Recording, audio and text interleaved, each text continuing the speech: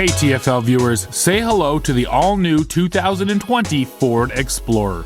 This SUV sits on a brand new rear-wheel drive architecture. It gets fresh new styling, an interior overhaul, and some exciting new powertrain options. So let's dive into everything you need to know about the new Explorer.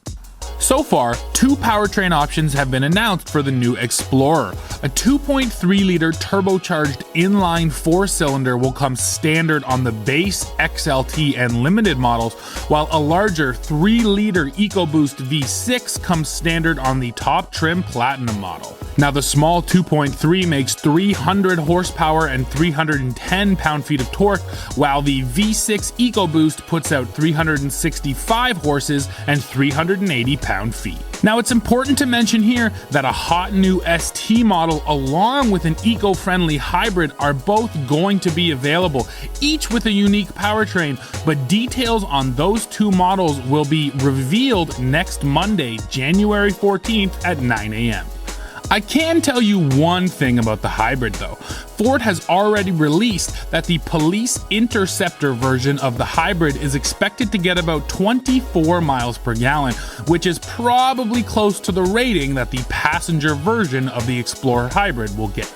Looking at the inside, the dimensions of the new Explorer are basically the same as the outgoing model. Actually, the third row loses a little bit of legroom. The 2020 model has 32.2 inches back there, while the second row has 39 inches of legroom. Entering the back seat has been made easier too, thanks first of all to a large step right inside the rear door, and then there's also a button on the shoulder of the second row seats which automatically pushes and folds them forward. The rear seats are also power folding and can be concealed in the floor when not in use. When all the seats in the back are folded flat, it reveals 87.8 cubic feet of cargo space. Now the interior dimensions may not be bigger, but the screens definitely are.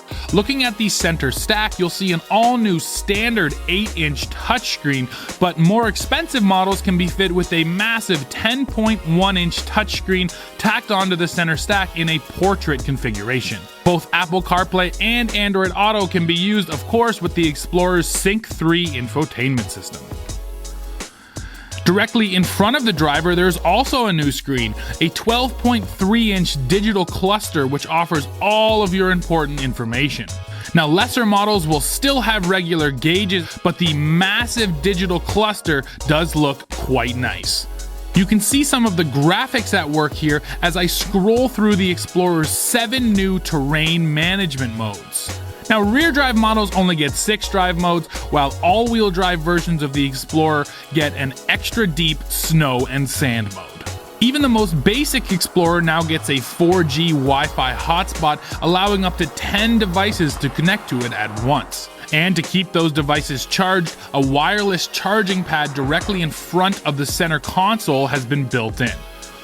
4 USB ports are featured in the Explorer now, 2 of which are USB-C. But the technology does not stop there. The Explorer will offer Ford's Active Park Assist 2.0. Now, automatic parking isn't new from Ford, but this new version of the system is entirely hands and feet free.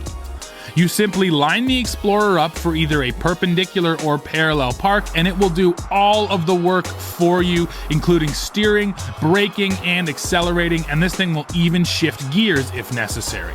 Adaptive cruise control with speed sign recognition is also part of the package, along with Ford's Co-Pilot 360, a suite of driver assistance features that includes pre-collision with automatic braking, blind spot monitoring, lane keep assist, a backup camera with a built-in lens cleaner, and automatic headlights.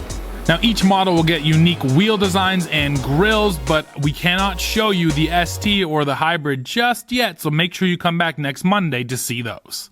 On Platinum models, a massive twin-panel moonroof is standard. Lastly, we can't forget about tow capacity because it has been improved with the new Explorer regardless of engine.